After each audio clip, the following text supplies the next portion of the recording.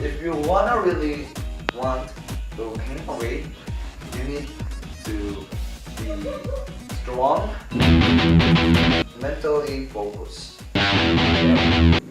All you need is a ball. You drink. The first step of our gym class is the balling in the floor. The second note is the push up with a ball.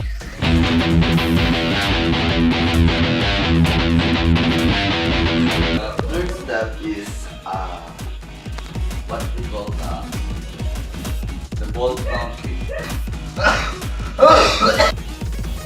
So we do like this.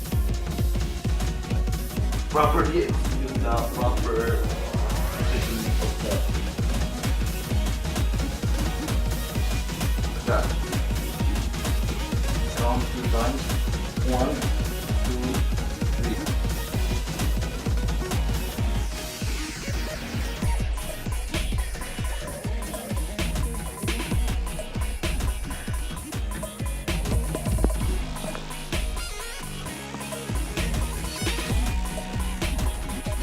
Sometimes you need to energize yourself with this kind of energy drink. This is we call the high volume